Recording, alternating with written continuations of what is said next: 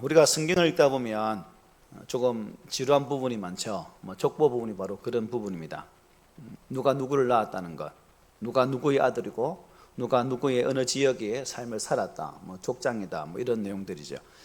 그런데 성경에는 여러분 우리가 아시는 것처럼 아무렇게나 기록되어진 말씀은 없다는 것이 우리가 깨달아야 할 부분이기도 합니다. 우리에게는 이름 하나하나가 낯설고 또 별 의미가 없어 보일지 모르겠지만 하나님께서는 그 이름들과 계보를 통해서도 우리에게 말씀을 하고 있다는 것이죠. 그런 의미에서 오늘 본문도 마찬가지입니다. 오늘 본문은 단순히 옛날에 호리 족속의 사람들이 살았는데 족장이 누구였고 누가 누구를 낳았고 누가 낳았더라 이랬다, 역사적인 기록만을 두고 한 말씀이 아니죠.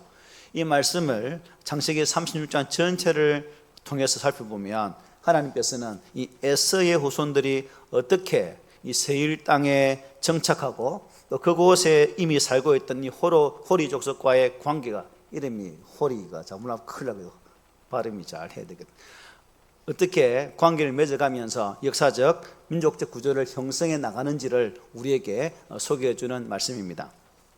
그리고 이것을 통해서 우리에게 아주 중요한 영적인 교훈이 주어지고 있습니다. 그것이 무엇이냐? 하나님의 백성은 세상 속에서 살아가지만 세상 속에 동화되어서는 안 된다는 사실을 잘 말씀해 줘요. 성도는 세상에서 살아갑니다. 그리고 세상 사람들과의 관계를 맺어가면서 일도 하기도 하죠.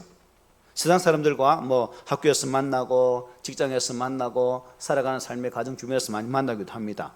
그렇다고 해서 여러분 우리가 세상과 같아서는 안 된다는 거죠. 세상 속에 있지만 세상과 구별되어야 한다는 것, 세상과 함께 살아가지만 세상의 가치관을 따라 살아가서는 안 된다는 것. 우리 주일학교 지금 내용도 구역 공부도 마찬가지지만 가치관, 세계관에 대해서 계속 올해 1년 동안 계속 말씀하고 있는데, 왜 교재에서 세계관, 가치관을 그만큼 중요하게 여기는가? 이것이 정립되지 아니하면 우리의 신앙의 존재 자체가 흔들리기 때문에 계속 말씀해 주고 있는 거죠. 오늘 본문도 마찬가지입니다. 우리는 하나님 백성이라고 말합니다. 우리는 하나님의 말씀을 따라가는 성도들입니다. 그러므로 성도가 세상 속에 살아갈 때에 세상이 주는 가치관, 즉 세상의 세계관을 따라 살다 보면 우리의 가치관이 흐릴 수 있다는 거죠. 결국 우리의 가치관이 흐려지면 나의 정체성 또한 흔들리게 된다는 겁니다. 내가 누구인지, 내가 어떤 사람인지, 내가 그냥 하나님의 백성인지를 알지 못하게 된다는 거예요. 그러나 정체성이 분명한 사람, 즉 가치관을 뚜렷하게 정립하고 있는 성도는 결코 세상의 가치관 속에서도 흔들리지 않게 된다는 것입니다. 그래서 오늘 말씀을 통해서 하나님께서 우리에게 주시는 경고가 바로 이것입니다. 언약의 백성이라는 정체성을 잃어버리지 말라는 거예요. 세상에 결코 동화되지 말라는 것입니다. 그리고 세상 속에 살아가되 하나님의 백성답게 살아가라는 것이 오늘 본문의 요지라고 할 수 있습니다. 여러분, 먼저 에서 이야기를 한번 할 필요가 있겠죠. 에서 잘 알잖아요. 이삭의 아들입니다. 그리고 아브라함의 손자입니다. 혈통적으로 보면 분명히 하나님의 언약의 가문에 속한 사람입니다. 그러나 이 성경은 에서와 야곱을 줄곧 비교를 많이 하죠. 둘 다 이삭의 아들이고 아브라함의 손자들입니다. 둘 다 같은 집에서 자라나게 됩니다. 그런데 두 사람의 삶의 방향은 완전히 달랐다는 것입니다. 하나님은 리브가에게 큰 자가 어린 자를 섬길 것이다라고 창세기 28장에서 말씀했습니다.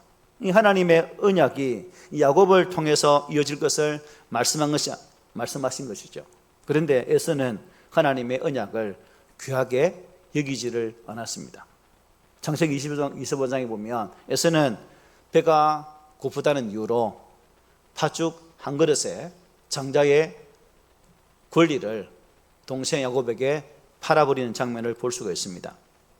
이것은 단순히 에서가 성격이 급했다라기보다는 하나님의 특권이 있는 그 장자의 권리를 너무나 소홀히 여겼다는 사실입니다.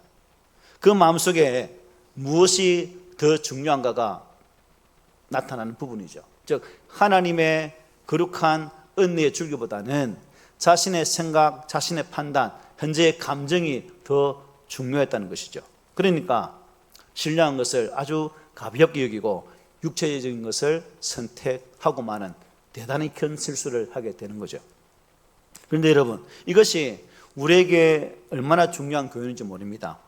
우리도 여러분 언제든지 똑같은 실수를 범할 수도 있다는 거죠.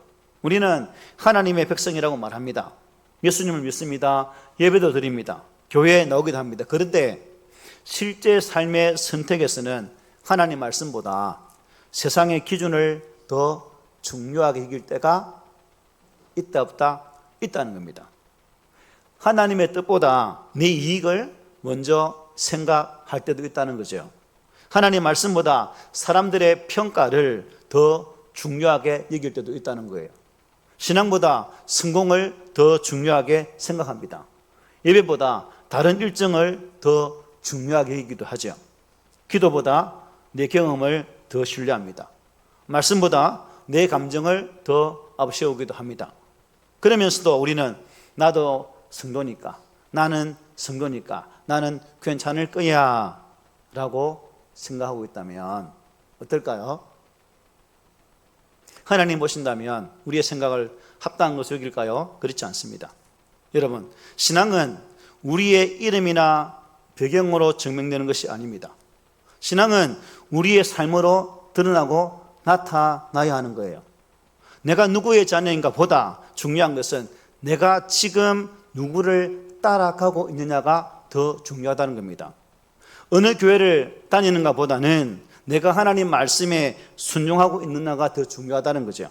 얼마나 오래 믿었느냐, 신앙 연수의 중요성보다는 지금도 나는 하나님을 뜨겁게 사랑하고 있는가가 더 중요하다는 거예요. 창세기 36장 2절을 보면 에서가 어떤 여인들과 결혼했는지를 기록하고 있는 것을 볼 수 있습니다. 에서가 가나안 여인 중 헷 족속 엘론의 딸 아다와 히위 족속 시브온의 딸인 아나의 딸 오홀리바마를 자기 아내로 맞이했다라고 말씀합니다. 여기 보면 오홀리바마는 누굽니까? 히위 족속의 딸로 소개되고 있습니다. 그리고 창세기 36장의 계보를 따라가다 보면 세일 땅의 호리 족속과 에돔 족속 사이에 긴밀한 관계가 이제 형성되어 있음을 볼 수가 있습니다. 오늘 본문 20절에 이렇게 시작되죠. 그 땅의 주민 호리 족속 세일의 자손은 노단과 소발과 시브온과 아나와라고 출발합니다. 여기서 그 땅의 주민이라는 표현이 중요하죠. 호리 족속은 세일 땅에 원래부터 살고 있던 원주민들이었습니다. 그런데 에서의 후손들이 그곳에 들어와 정착을 하게 됩니다. 그리고 시간이 지나면서 이 호리 족속과 에서의 가문이 서로 관계를 맺게 되어지면서 섞이게 되는 거죠. 이것을 단순히 여러분 민족이 다르니까 서로 관계를 맺어서는 안 돼요 라고 이해해서는 안 된다는 겁니다. 성경의 관심은 민족 자체가 아니라 뭡니까? 신앙의 정체성에 있다는 겁니다. 하나님의 백성이 하나님과의 관계를 잃어버리고 주변 문화와 가치관에 동화되는 것을 경고해 주는 말씀이기도 합니다. 족보인데 족보에서 찾아보면 이런 것이 있다는 거죠. 여기에서 우리는 아주 중요한 원리를 발견할 수가 있죠. 사람은 자신이 살아가는 환경에 영향을 받게 되어 있다는 거예요. 우리는 내가 영향을 주기만 한다고 생각하지만 전혀 그렇지가 않습니다. 나도 영향을 받고 살아가는 거예요. 내 믿음이 아무리 강할지라도 삶의 주변에서 내가 영향만 주는 삶이 아니라 세상으로부터 영향도 받고 있다는 겁니다.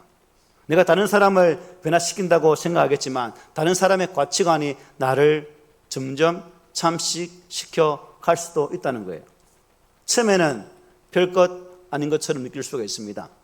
그런데 이제 계속 접촉하다 보면 가랑비에 옷 젖는 줄 모른다고 생각이 바뀌게 되고 말이 바뀌게 됩니다. 그리고 습관이 바뀌면서 가치관 또한 따라서 변화되게 되어 있습니다. 마지막에는 삶의 방향까지 바뀌게 되겠죠. 그래서 성경은 하나님의 백성에게 끊임없이 뭘 요구하는 거예요? 구별됨을 요구하고 있는 겁니다.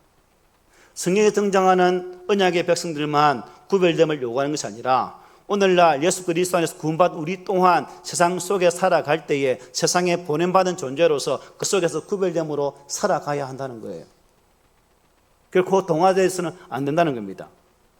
여러분, 세상과 동화되는 것은 어느 날 갑자기 하루아침에 뻥튀기처럼 되는 게 아니라는 거죠. 대부분 아주 작은 것에서부터 시작됩니다. 요 정도는 괜찮겠지. 다들 뭐 이렇게 하는데 뭐 나만 그런가? 신앙생활은 교회에서만 잘하면 되지 뭐 세상에서 성공하려면 이 정도는 해야 되지 않을까? 뭐 이런 말들, 이런 생각이 하나 둘씩 내 생각 속에 들어옵니다. 그리고 그 생각을 반복해서 받아들이는 순간 그것이 어느 날 우리의 가치관으로 자리를 떡하니 잡고 있다는 겁니다. 처음에는 세상의 말을 듣습니다. 그 다음에는 그 말을 점점 이해하게 됩니다. 그 다음에는 그 말들을 내 삶으로 받아들이게 되죠. 그 다음에는 그 말을 기준에 따라 판단합니다. 그리고 마지막에는 그 기준으로 살아가게 되는 거죠. 즉 세상의 가치관에 매몰되어지면 하나님의 백성이라는 그 가치관은 온데간데 없고 우리의 생각과 삶의 모든 영역이 세상 속에 빠져 살아가는 사람이 되고 만다는 겁니다. 그만큼 나를 살피고 나를 돌아보고 하나님의 거룩한 말씀으로 다시금 나를 조정하지 아니하면, 사기할 때 0점 조정하는 것처럼 우리의 삶을 조정하지 아니하면 결코 우리는 세상 속에 빠져 살아갈 수 있는 존재밖에 되지 않는다는 거예요. 그러므로 매 순간 주신 말씀 의미를 기억하면서 세상에 동화되지 않도록 하기 위해서 처음부터 우리의 마음을 잘 살펴야 됩니다. 그래서 잠언 기자 이렇게 말씀했죠. 함께 읽습니다. 시작. 모든 지킬 만한 것 중에 더욱 네 마음을 지키라. 생명의 근원이 이에서 남이니라. 아멘. 왜 마음을 지키라고 합니까? 삶이 마음에서 나오기 때문입니다. 마음에 무엇이 들어오느냐에 따라서 삶의 방향이 결정되기 때문이죠. 여기서 가장 무서운 것이 있습니다. 세상과 동화되면 여러분 무엇을 잃어버릴까요? 나라는 정체성을 잃어버리게 됩니다. 내가 누군지도 몰라요. 자기 이름은 모른다는 겁니다. 내가 누구일까? 나는 무엇을 위해 살고 있는 것일까? 무엇이 중요한 것일까?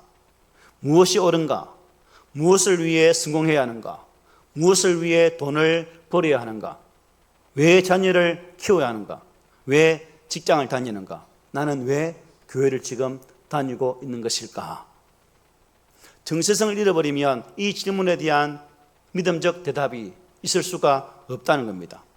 대신 세상의 질문이, 세상의 답이 우리에게 정답을 허락해 주죠. 돈 많이 벌면 그게 성공이야. 큰 집에 살면 그것이 바로 행복이지. 자녀들이 좋은 대학 가면 그것이 바로 출세한 거야. 돈을 많이 있으면 그게 바로 성공한 것이고 사람들 권력을 따라가는 길이야. 뭐 이런 말을 하지 않습니까? 세상이 여러분 이런 기준을 끊임없이 우리에게 주입을 해주고 있습니다. 그리고 우리가 그것을 받아들이기 시작하면 우리의 신앙은 점점 뭐만 남을까요? 껍데기만 남는 신앙인이 되고 말 것입니다. 예배는 드리는데 삶은 세상과 같습니다. 찬송을 부르는데 마음의 중심은 엉뚱한 곳에 가 있습니다. 기도는 하는데 실제 결정은 세상의 기준으로 하게 되는 것입니다. 성경을 읽는데 중요한 선택을 할 때는 하나님 말씀을 무시하게 되는 거죠. 이것이 바로 언약의 정체성을 상실한 사람들의 모습입니다. 그렇다면 저와 여러분들은 어떻게 살아야 될까요? 어떻게? 세상과 동화되지 말라고 했습니다. 그러면 세상을 떠나서 산속의 속세를 떠나 살아야 될까요? 아니죠. 예수님은 우리를 세상에 데리고 나가달라고, 세상에서 데리고 나가달라고 기도하지 않았습니다. 요한복음 17장에 보면 대제사장의 기도를 하면서 이런 기도를 하셨어요. 우리 함께 읽습니다. 시작. 내가 비옵는 것은 그들을 세상에서 데려가시기를 위함이 아니요 다만 악에 빠지지 않게 보존하시기를 위함이니이다. 아멘. 무슨 말씀이냐? 세상 안에 있어야 한다는 거예요. 우리가 다. 그러나 세상에 속해서는 안 된다는 겁니다. 이것이 성도의 위치입니다. 직장이지만 직장의 가치관이 나의 가치관이 되어서는 안 된다는 거죠. 학교였지만 학교의 그 경쟁 논리가 내 삶을 지배해서는 안 된다는 겁니다. 사업을 하지만 돈이 나의 하나님이 되어서는 안 된다는 거예요. 세상 사람들과 관계는 하지만 그들의 주된 가치관을 그대로 받아들여서도 안 된다는 것입니다. 우리는 세상 속에서 살아야 합니다. 그러나 세상과 다르게 살아야 하는 거죠. 그래서 로마서 12장에서 바울은 로마 교회에 이렇게 말씀했죠. 너희는 이 세대를 본받지 말고 오직 마음을 새롭게 함으로 변화를 받아라고 말씀했어요. 본받지 말라는 말은 세상의 틀에 우리 자신을 맞추지 말라는 뜻입니다. 세상이 이렇게 하니까 나도 이렇게 한다. 세상이 이것을 중요하게 생각하니까 나도 이것을 중요하게 생각한다. 세상이 성공이라고 말하니까 나도 그것을 성공이라고 생각한다. 이렇게 살지 말라는 거예요. 그 대신 무엇을 해야 됩니까? 마음을 새롭게 함으로 변화를 받아야 한다 하는 것입니다. 세상에 의해 변화되는 것이 아니라 하나님의 말씀에 의해서 변화되어야 한다는 거예요. 이것이 우리 신앙에서 가장 중요한 부분입니다. 사람은 여러분 반드시 변화되게 되어 있습니다. 문제는 무엇에 의해서 변화가 되는가가 합니다. 중요한 거죠. 세상에 의해 변화될 것인가? 아니면 하나님의 말씀에 의해 변화될 것인가? 세상의 가치관에 의해 변화될 것인가? 아니면 성령의 역사로 변화될 것인가? 이 두 가지의 선택에서 우리는 무엇을 선택해요? 말씀과 성령이죠. 이 말씀을 여러분 특별히 가정에 한번 적용해 보십시오. 오늘날 우리의 자녀들이 살아가는 세상은 아마 우리 기성세대가 자랄 때와는 너무나 다릅니다. 아이들이 하루 종일 접하는 게 무엇입니까? 스마트폰이죠. 이 작은 기기 앞에 세상의 모든 것이 다 들어있습니다. 소통이 들어있고 관계가 들어있고 또 어떻게 살아가야 되는지 친구와의 어떻게 이것을 한 기계를 통해서 모든 것을 할 수 있는 거예요. 우리가 어른들은 생각지도 못한 세계가 폰에 다 있는 거죠. 그 속에는 수많은 가치관들이 들어있습니다. 돈을 어떻게 생각해야 되는지, 유튜브도 보면 돈을 잘 버는 방법, 건강하게 사는 방법, 관계를 잘 맺어가는 방법, 부부가 어떻게 하면 행복해지는 방법, 모든 게 얼마나 많습니까, 여러분? 그죠? 그 많은 정보들 속에 우리가 아무 그림종이 없이 그대로 걸러듣지 않고 그대로 수용한다면 우리의 생각과 우리의 가치관은 그것에 따라 갈 수밖에 없다는 거예요. 그러나 우리 믿음의 사람이기 때문에 그러한 돈 잘 버는 방법, 잘 사는 방법, 행복한 방법을 들을지라도 그것을 성경이라는 그러한 그림종이를 통해서 들을 수 있어야 되는 거예요. 그래야 세상의 가치관에 빠지지 않고 하나님의 거룩한 백성으로 살아갈 수 있다는 사실입니다. 여러분, 우리 자녀들이 그런 것에 빠져 살면 부모의 마음이 어떻습니까, 여러분? 만약에 우리 부모들이 우리 아이들이 그런 것에 푹 빠져가지고 그 길로 막 가려고 애를 쓰는데 그냥 괜찮겠지 하고 버려둔다면 어떻게 될까요? 나중에는 후회하게 되겠죠. 그래서 부모가 해야 할 중요한 일이 있습니다. 가정에서 이 언약의 정체성이 무엇인지를 자녀들에게 분명하고도 또렷하게 가르쳐야 되는 겁니다. 야, 우리는 하나님의 자녀들이라는 것, 우리는 하나님을 믿는 가정이라는 것, 우리 집의 기준은 세상이 아니라 하나님의 말씀이라는 것. 자랑은 아니지만 저는 우리 애들에게 어떻게 말했냐면 배우자를 정함에 있어서 세상에 믿지 않는 사람은 돌같이 여기라는 말을 참 강조 많이 했습니다. 사람으로 보지 말고 돌로 여기라. 너의 배필은 같은 믿음 안에 있는 사람이지 믿음에 떠난 사람이 아니다라는 거. 이걸 너무나 많이 강조했거든요. 그래서 한날은 누가 울더라고요. 그래서 제가 한 말이 울고 운다는 것은 네 마음이 어느 정도 열려 있었다는 증거네 라고도 말한 적이 있습니다. 어쨌든 부모가 단순히 얘들아 교회 가야지 라고 말하는 것만으로는 뭐예요? 부족하다는 겁니다. 왜 교회에 가야 하는지, 왜 예배를 드려야 하는지, 왜 하나님 말씀대로 살아야 하는지, 왜 세상 사람과 다르게 살아야 하는지를 부모 세대가 가르쳐야 되는 거예요. 이게 전달되지 않으면 우리 자녀들은 결코 언제나 믿음의 사람을 설 수 없는 거예요. 그럼 무엇보다도 어떻게 해야 될까요? 부모가 그것을 보여줘야 합니다. 아이들에게 기도하라고 말하면서 여러분, 부모는 기도하지 않으면 됩니까? 안 돼요. 얘들아 말씀 읽으라 하면서 부모는 성경도 펼치지 않고 먼지만 쌓여가는데 애들이 보고 배우겠습니까? 아니에요. 자녀는 부모가 말하는 것을 통해서 배우는 것이 아니라 부모가 살아가는 모습을 통해서 배우게 되는 겁니다. 내가 살아가는 모습이 자녀들에게 교육이 된다는 겁니다. 여러분, 오늘 말씀을 들으면서 다른 사람을 생각하지 말았으면 합니다. 오늘 하나님께서 말씀하시는 대상은 바로 누굽니까? 바로 나지요, 나. 야, 너는 어떠하니? 나는 세상과 얼마나 동화되어 있는가를 살피라는 겁니다.